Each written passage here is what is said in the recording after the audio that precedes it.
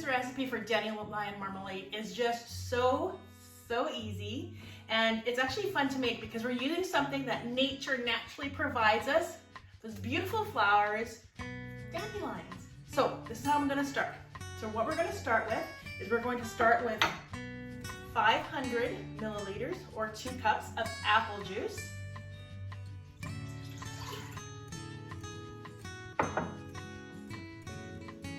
Mils of just ordinary white sugar,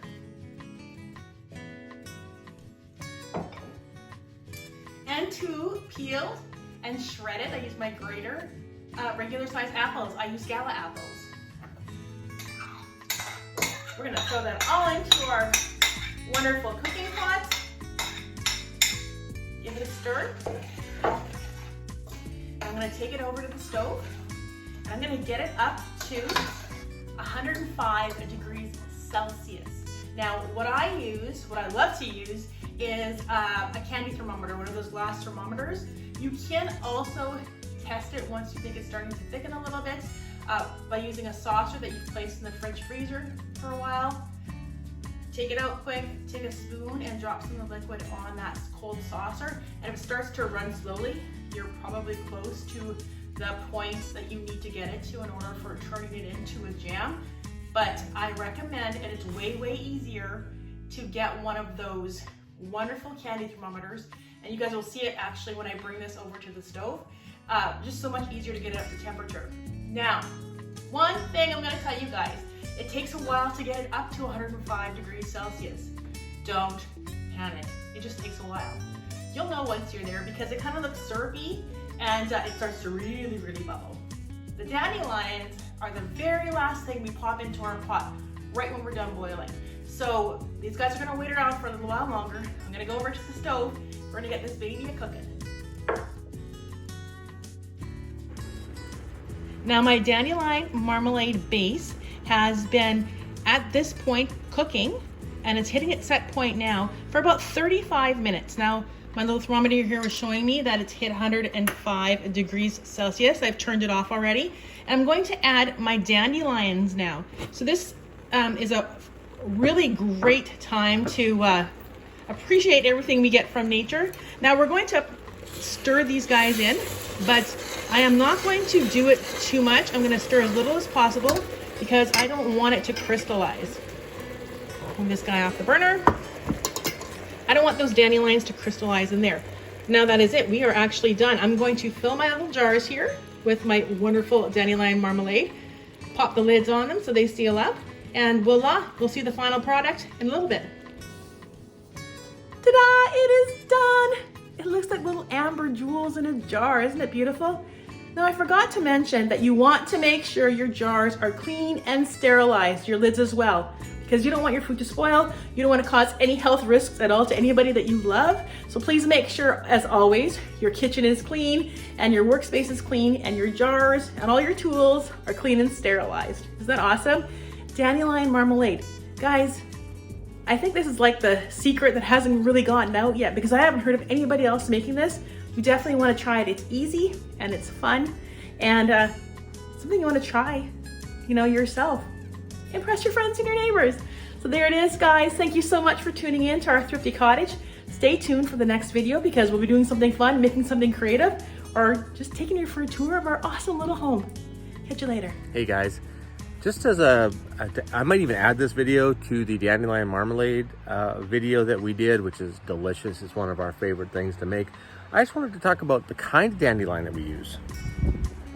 Kind of dandelion? Well, it's mid-June right now, and we typically don't get a huge amount of traditional dandelions here on the property in the spring. And what we do get, we leave for the bees and the pollinating insects and everything to feed on. It's one of the first flowers to do that. So we wait until June, and instead what we do is we have these beautiful little, they're a weed, love eating weeds, hairy catstongue or false dandelion. And you can see a little one underneath the angel statue there as well. There's a few more around the property, but this is what we typically will use for our dandelion marmalade, which means that we keep all of the regular dandelions for pollinator feed.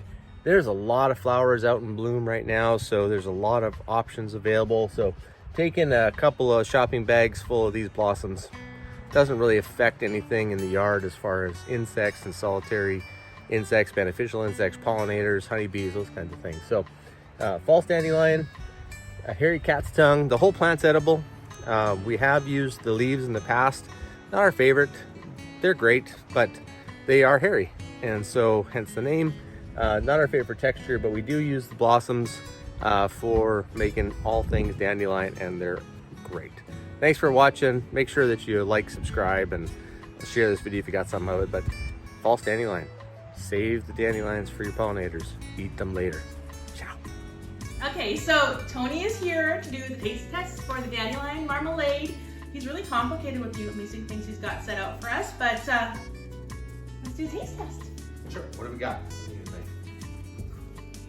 We got a knife, that's the first thing. We have our dandelion marmalade.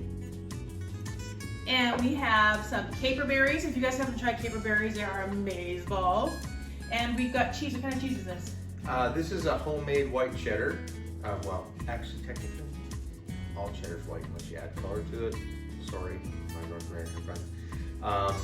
So this has been aging now since last Christmas. This is... We've had cheese in our house that long? Yeah, there's actually another package still to go till September.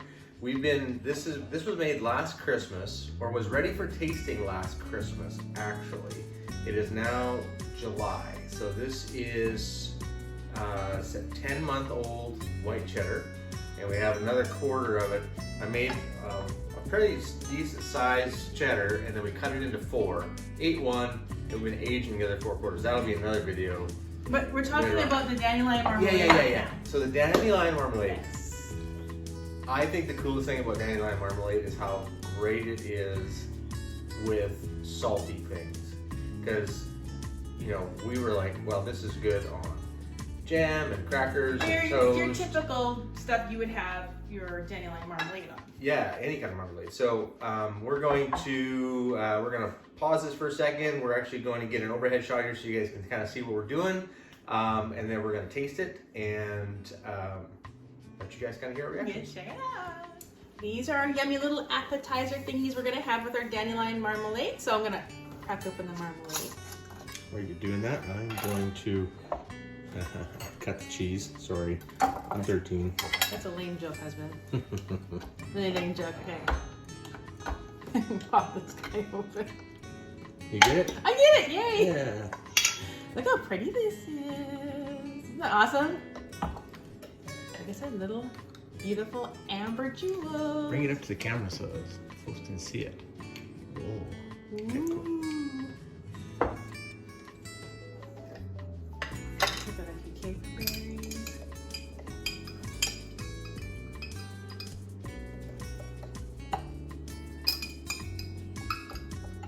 Just a couple of these guys. Tony says they're capers of the berries. Berries of the caper. Berries of the caper. All right, so how do you want to load them up? Well, I think we do cheese first, which makes more sense, right? Cheese? I always have my caper berry on the side. Do you put yours right on top? I try to get them in the same bite if I can. Really? Yes. I'm going to put some dandelion marmalade on top. There we go. And you want a caper berry right on top of yours? I'm going to take one.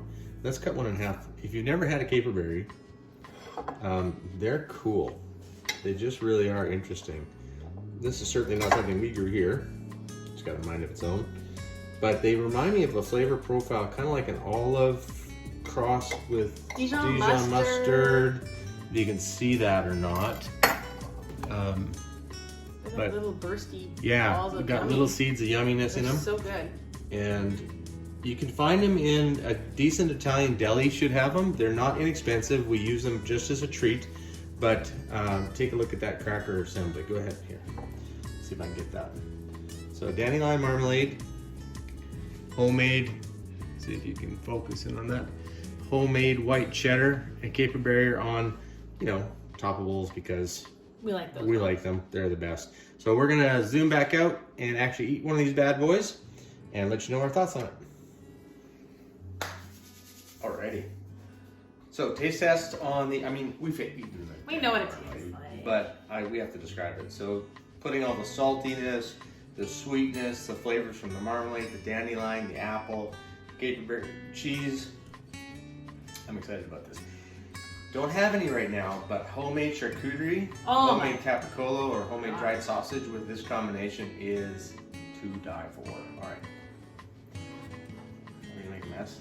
What's my capicola jumping? I'm doing what you do with the capicola on the capicola. Okay, cheers. Cheers. Okay.